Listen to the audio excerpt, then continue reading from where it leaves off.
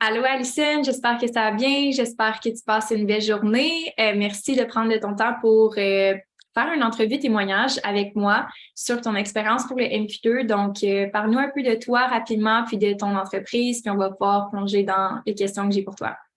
Super. Mais en gros, je suis Alison Pellerin, copropriétaire de l'entreprise Plan et Pur. Donc, je suis conceptrice architecturale. On fait des plans de maison saines et écologiques qui axent vraiment sur le bien-être des occupants C'est vraiment du résidentiel, fait que c'est des occupants de la maison, les familles et tout.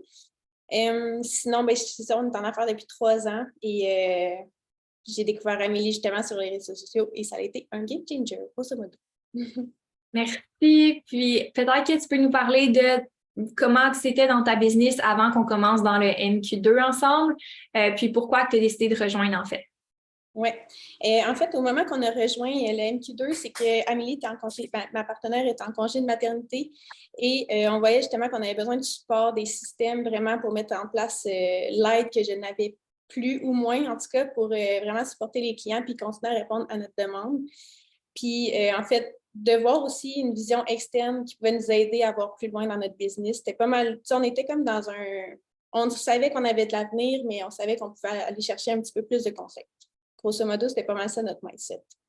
Puis, si tu avais à résumer, qu'est-ce qu'on a fait dans le MQ2 ensemble pour t'aider concrètement à trouver plus de croissance, donc t'assurer une meilleure gestion. Donc, premièrement, c'était un des premiers objectifs, assurer une meilleure gestion, t'assurer que tu puisses prendre le relais pendant le congé de maternité de ta partenaire, mais aussi pour faire place à plus de croissance parce qu'il y avait beaucoup de limites de temps dans votre situation, dans votre business. Pour être capable d'aller accueillir plus de clients. Fait que peux-tu me parler de qu'est-ce qui a aidé concrètement à mieux gérer votre business à l'interne? Qu'est-ce qu'on a mis en place qui a fait une différence? En gros, ça a commencé avec vraiment la mise en place. En fait, le peaufinement de nos systèmes qu'on avait déjà, fait qu'on utilisait déjà Asana, mais pas optimalement. Fait que là, on l'a juste linké avec d'autres trucs qui nous a vraiment aidés. On a mis nos offres de services en ligne pour faciliter les signatures pour les clients, tant pour nous que pour les clients, dans le fond. On a mis ensuite en place tout ça, en fait, le QuickBooks, tous les systèmes vraiment comme de grosse gestion de base, mais que c'est vraiment nécessaire que tout soit linké ensemble et qu'on oublie les étapes automatiques qui peuvent se faire justement toutes seules sans nous. Puis ensuite, on a créé un service avec l'aide d'Amélie justement qui nous a permis de voir autre chose, qui nous a aussi permis de voir justement plus loin en faisant un lancement, de voir d'autres systèmes, d'autres façons de faire du marketing qui a permis de voir plus loin justement. Puis c'est pas mal ça qu'on a mis en place. Même si on n'a pas nécessairement vu de gros résultats, on a vu des résultats sur notre vision à nous. Puis, veut pas, on a quand même gagné beaucoup de visibilité. Fait que même si ce n'est pas des résultats vraiment concrets avec beaucoup plus de clientèle, on sait qu'on est plus vu, qu'on est plus là et qu'on est plus confiante aussi dans ce qui s'en vient.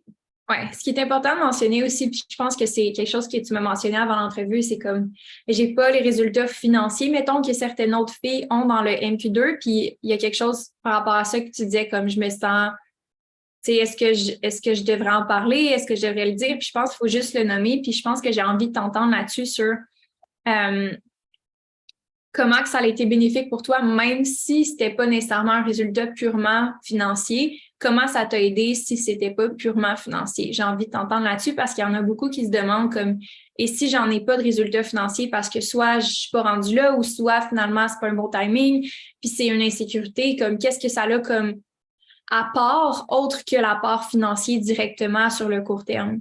Mm-hmm. En fait, c'est pas que ça n'a pas eu d'impact, parce que c'est sûr que ça a eu un impact dans le sens qu'on a une vision, on a un money management différent de ce qu'on avait. On prend plus conscience de nos chiffres. Puis même encore là, il y a un gros système qui manque, qu'on n'a pas fait, puis qu'on va faire, mais c'est d'analyser nos chiffres. On sait que tout part de là, mais on le fait comme sans nécessairement avoir un tableau, un dashboard. On le fait quand même beaucoup plus qu'on le faisait avant. Puis ça nous aide vraiment à. On a progressé côté financier, mais on n'a pas eu un gros boom. Puis juste ça, de savoir que la confiance qu'on a gagnée pendant le processus, puis la possibilité aussi de faire un lancement, on a vraiment sorti de notre zone de confort pendant le programme, puis ça nous a permis de justement voir plus loin, puis voir qu'on était capable d'en faire beaucoup plus qu'on pensait, puis dans un court délai de temps quand même, là, parce que veut pas, on était limité dans notre temps encore, puis j'étais toute seule, mais on a de la job pour deux, fait que tu sais, il y a eu beaucoup de choses qui ont chamboulé notre parcours MQ2, mais ça ne nous a vraiment pas, comme au contraire, ralenti dans la business, elle nous a juste propulsé pour la suite. Mhm. Puis je pense qu'il y a quelque chose que tu as dit sur ça nous a donné une vision qui était différente. Peux-tu nous en parler un petit peu par rapport à la vision que ça vous a donnée sur votre business euh, en mettant ces choses-là en place puis en focusant justement sur la vision plus long terme? Oui, bien en fait, c'est ça, tu sais, on offre un service d'architecture, mais on ne s'est jamais vu comme une boîte d'architecture qui travaille de 8 à 5. Tu sais, on veut vraiment comme offrir un service wow aux clients, puis de se permettre, nous aussi, de pouvoir vivre l'expérience, puis de créer comme quelque chose de différent à notre image. Puis plus qu'on avançait, plus qu'on s'enlignait vers qu'est-ce qu'on ne voulait pas. Puis c'est là que le MQ2, puis toutes les formations qu'on a écoutées, que le coaching qu'on a eu aussi ensemble nous a permis de faire comme, hey, il y a quelque chose qui peut être possible, ta vision est possible, vas-y, va la chercher. Puis c'est vraiment ça, dans le fond, là, qui a fait une grosse différence. Oui. Je pense que puis il y a un épisode dans cette partie-là où est-ce que vous avez innové dans un nouveau service qui a peut-être pas nécessairement été le succès que vous vouliez par rapport à ça, qui vous a fait prendre conscience justement que, OK, on veut quelque chose de différent. On sait que ça va peut-être prendre plus de temps parce que ça n'existe pas encore. Puis on sait qu'il y a une façon différente qu'on peut travailler actuellement que qu'est-ce qu'on fait en ce moment. Pour avoir la liberté d'horaire ou comme une plus de liberté d'horaire, mettons, qu'on voudrait avoir, mais tout en répondant aux besoins de notre client puis en assurant la croissance de la business. Je pense que ça aussi, c'est quelque chose que j'ai envie de t'entendre là-dessus sur ça a été quoi cette expérience-là de justement faire une introspection sur les offres que vous aviez créées, de pouvoir innover à l'intérieur de votre entreprise, puis penser un petit peu en dehors de qu'est-ce que vous êtes habitué de voir d'une boîte de design puis d'architecture. Bien, en fait, ce qu'on avait créé pendant l'offre de service qu'on avait créé, c'était vraiment un service de formation pour que les gens qui viennent nous voir ils fassent leur plan de maison eux-mêmes jusqu'à un certain point, puis après ça, on les accompagne. Mais ce qu'on s'est rendu compte, c'est que c'est pas vraiment ce que les gens s'attendaient, dans le sens que c'était beaucoup trop élevé. C'était un step un peu, tu sais, il y en a très peu de gens qui sont prêts à faire ça. Il y en a gros qui arrivent avec des croquis et tout, mais de dire qu'ils vont faire leur plan, c'était trop. Mais ça nous a permis de justement comme prendre des bribes de cette formation-là, les appliquer à notre gros service qui fonctionnait déjà super, super bien. Fait qu'on est juste en train de comme optimiser selon les besoins réels de nos clients, nos systèmes pour que nous, on se libère du temps, mais sans comme tout donner dans la boucle. Ben, en fait, que tous les clients puissent faire eux-mêmes leur plan, là, parce que c'est pas ça qu'ils veulent faire. Fait qu'on a juste mixé les quatre. Je pense que c'est tellement un bel exemple que quand tu risques rien, tu n'as rien. Puis quand tu n'essayes pas des nouvelles choses, tu n'as pas des nouveaux résultats. Mais de ce que aussi je vois, puis ce que j'ai compris de ma perspective de coach, c'est comme en plus que vous faites d'autant plus confiance dans votre capacité de générer des revenus parce que vous comprenez encore mieux les besoins de votre client, puis vous comprenez encore mieux comment vous pouvez croître votre business en implémentant des choses différentes pour vous faire sauver du temps, en mettant des limites avec vos clients, en optimisant vos systèmes pour que vous soyez en mesure de prendre plus de clients potentiellement sans nécessairement avoir à engager rapidement parce que vous êtes capable de pouvoir prendre plus de mandats en architecture design que, par exemple, ce que vous vous étiez mis dans votre tête initialement. Mm-hmm.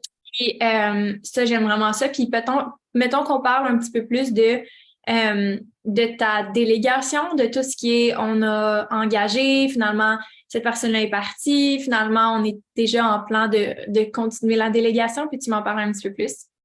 Oui, bien en fait, on avait engagé, mais ce n'était pas prévu à la base. Fait que déjà là, on partait avec un plan, pas de plan. Fait que la personne est arrivée, on en a profité parce que justement, j'étais toute seule, Amélie était partie en congé maternité. Mais honnêtement, on n'avait pas de tâche de précise à cette personne-là. Tout était un peu comme, tu sais, c'était plus une personne qui était excellente un peu dans tout, mais pas experte dans rien. Puis dans une business en start-up, en start-up, tu sais, dans le sens que oui, un start-up, on avait besoin de quelqu'un vraiment d'expert pour nous enligner dans des tâches qu'on n'a pas besoin de faire, puis qu'on puisse, nous, être experts dans exactement ce qu'on doit, comme la vente et la création de plans. Mm-hmm. Mais c'est ça, dans le sens que c'était finalement plus de gestion que d'autres choses. Puis au final, elle n'aimait pas nécessairement le domaine, fait qu'elle a juste décidé de quitter, puis c'est un mal pour un bien dans un sens, parce qu'au final, on a juste comme fait un step back encore une fois, puis juste réévaluer nos besoins. Puis on va vraiment se concentrer sur quelqu'un qui va avoir des tâches vraiment définitives avec un plan très, très clair. Puis ça va être discuté dès le départ. juste de pouvoir vraiment bien planifier la délégation de tâches, là, ça a été un bel apprentissage, disons. Tellement. Puis je pense que cette organisation-là, cette structure-là dans votre business va vous aider, pas juste pour cette nouvelle employée-là, cette nouvelle personne-là, mais vous a aussi aidé, vous, à l'interne, comme partenaire, à vraiment bien séparer vos responsabilités, vos rôles. Puis surtout, d'autant plus quand que vous êtes en congé de maternité, soit une ou l'autre, comme, OK, quelle tâche je reprends? C'est quoi qu'Alison fait ou c'est quoi qu'Amélie fait dans le quotidien que je peux reprendre? Parce que si c'est pas défini, c'est difficile de reprendre certaines choses où il y a un manque d'organisation, de structure. Puis ben là, c'est là que ça devient stressant, que ça devient vraiment difficile à supporter. Puis on se dit comme comment qu'on peut être plus libre dans notre business. Mais des fois, c'est pas tant un problème de liberté, c'est un problème de structure. Tu sais, est-ce que ça peut être organisé pour que je sente pas que c'est tellement un overwhelm, puis c'est une prison, tu sais, je peux-tu sentir un petit peu plus de fluidité? Mais ça se passe à travers la clarification des rôles, clarification des responsabilités, les objectifs par rapport à chacun des rôles. Fait que ça, j'aime vraiment, vraiment ça. Parle-nous un petit peu rapidement pour terminer de à qui tu conseilles le MQ2 et qu'est-ce que tu as comme impression sur le programme, peut-être des impressions globales, des impressions plus personnelles. Et je te laisse partager ça. Je conseille à toutes les femmes entrepreneurs qui ont une vision d'avenir, dans le sens qu'ils veulent quelque chose de plus pour leur business puis qu'ils savent qu'ils sont capables d'aller chercher parce que des fois, je ne savais même pas qu'est-ce que j'avais vraiment besoin, mais j'étais capable de le découvrir pendant la MQ2 puis je savais que justement, ensemble, on allait être capable de faire vraiment beaucoup plus. Parce que oui, tu parles beaucoup des systèmes, tu parles beaucoup de comme tout ce qui est comme underground, la business et tout, mais il y a tellement plus, il y a tellement d'humains merveilleux dans le programme qui peut t'aider, qui peut t'avoir, même si c'est pas dans le même domaine que, parce qu'honnêtement, on était les seuls en architecture dans le bout qui était là, mais la vision des autres peut tellement t'apporter des idées ou t'apporter justement une meilleure compréhension de comme toi-même, tes forces, tes faiblesses. Fait que ça, c'est un gros plus. Puis c'est ça, là, la confiance de nous avoir challengés tout le temps. En fait, les challenges qu'on a eu tout le long nous a apporté vraiment beaucoup de confiance en nous. Puis, ben, c'est ça, mon expérience en point MQ2 était vraiment merveilleuse. Puis, je vois encore, même si c'est terminé, on est comme 2 mois quasiment post le MQ2 là, à cause des vacances, mais on voit déjà énormément de changements qui est à venir, puis des systèmes qu'on met encore en place, mais qu'on voit vraiment les effets bénéfiques là, sur notre temps, sur notre liberté, sur notre bien-être, parce que justement, c'était ça où on allait travailler chez Desjardins. C'est vraiment travailler chez Desjardins, mais on avait vraiment une grande et belle vision, puis on ne savait pas comment y arriver. Fait que c'était ça le problème. Merci énormément de ton temps. Ça a été tellement un plaisir de te coacher, de vous coacher. Et puis, je suis certaine qu'on va pouvoir continuer de travailler ensemble. Merci à tout le monde d'avoir écouté l'entrevue jusqu'à la fin. Vous pouvez aller suivre Alison et Plan et Pur dans les liens ci-dessous. Puis, on se revoit très bientôt. Bye tout le monde!